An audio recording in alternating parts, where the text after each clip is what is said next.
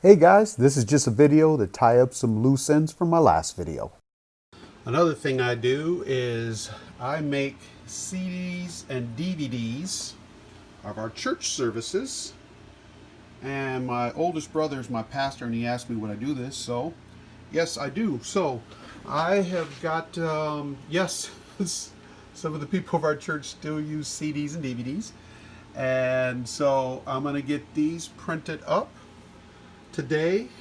I'm getting screws to put the thermometer back on, and we'll bring the circuit board from the garage door opener down there and start working on that. I'm down in my basement now, in my secret lair, doing this. Anywho's, more day of the life of the Jster. And not only do I make DVDs, I post our church services on YouTube as well. So I got that a cooking there, uploading. Got the DVDs and CDs and DVDs brewing down in the basement. Well, the wood is all burnt up in the fire pit. Now let's get this back up. Okay, that job is redone now, and I fixed it on there with wire. So that should be good. On to the next job. Time to take off that circuit board and see if I can figure out what's wrong with that. And just so everyone knows, I don't want to be doing this stuff right now. I want to be doing stuff I want to do, like working in my shop, but there's stuff I have to do, like fix this garage door opener. Now, before I take this into the basement and take a look at it, I should probably patch that air mattress because it's up here and might as well get that out of the way. So, there's a hole. Now I'm going to patch it. So, that's too big of a patch. Need something about this size. So I scratched up the area right there. Now I'm going to put some contact cement on it and then put this patch on it after it sets up. Patch is on. Now down to the basement to continue. Well, looking real close at it, it almost looks like this little thing blew smoke over there and it went up like that. I think that might be a capacitor. I don't know if I'm gonna be able to do anything with that. I don't know how to fix a capacitor. Anyway, and that soot went up here, over here. Not sure. Might be a time to buy a new one. Hoping for is just a loose solder joint somewhere, but I think it might be a little bit more than that. And I can desolder that capacitor if I knew how to get a replacement. I'll have to look into that. All right, I desoldered one of the legs of that resistor. I looked up the color code. That's supposed to be 680 ohms. And I'm getting 670. It's got a 5% tolerance, so the resistor's good.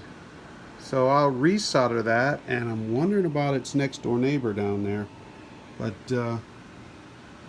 I'm a little stumped. What I've decided is I got a little pamphlet wedged in there, and that keeps everything on. My boys are about to pull in, so there it goes. So what I'm going to do is just wedge something in there and color it. Done. Victory. After further review, I do see a broken solder joint. It's the one with the Phillips head screw. It's this one. Oh, I can't tell you. But there's a broken solder joint. I'm going to take this back off, resolder it. That I found was loose. When I had it in place, I could see there was a crack in it. So I'll resolder that, and hopefully this thing will be done. That is heaven sent. Okay, so it is on there. It's solid, no back and forth. We're going to call this one a win. We'll get the cap on it and see what happens. We're going to put this one in the W column.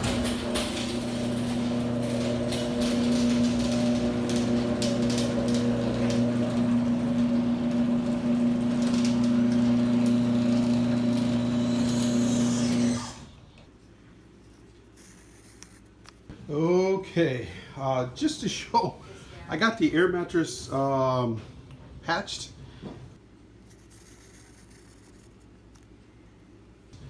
And on my to-do list, which has grown, can't do the mowing in the weeds because it's raining out. This is day 3, but the car was smoking. I figured that out. It looks like the condenser is finally leaking enough of the refrigerant now that I'll probably have to get that replaced. But still, and this is not being funny, I still haven't been able to put that bolt onto the tractor. Anyway, day in the life of Jster. Can't tell if it's showing up, but something's smoking up here.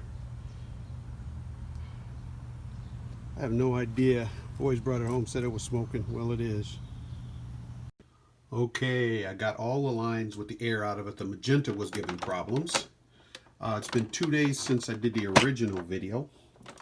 And got a really good nozzle check on it. And this is a secondary printer. And we'll do a color copy. Show you what that looks like.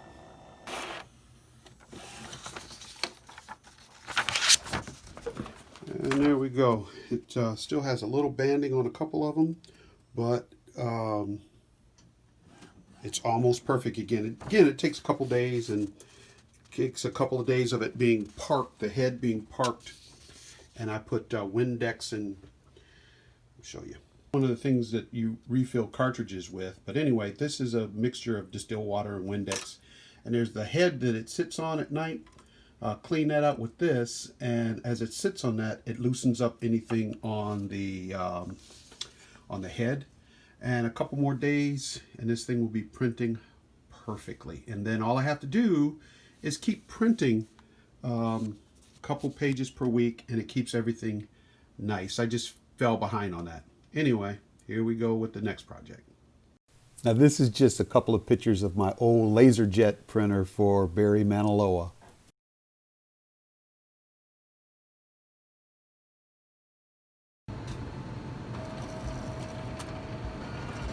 Okay, that's Epson 2600. I did hook up a continuous inking system, and I modified it so the waste ink goes into a little jar. This is 16 years old, and I still use it pretty much exclusively to print up our church CDs and DVDs. And like I said, this continuous inking system has been working for 15, 16 years. So, and just to kind of let you know, this AC, that's got to be reopened, so that's something I got to redo. But I just wanted to show you that on the garage door, I put a check mark here, and the printers, we can call it done.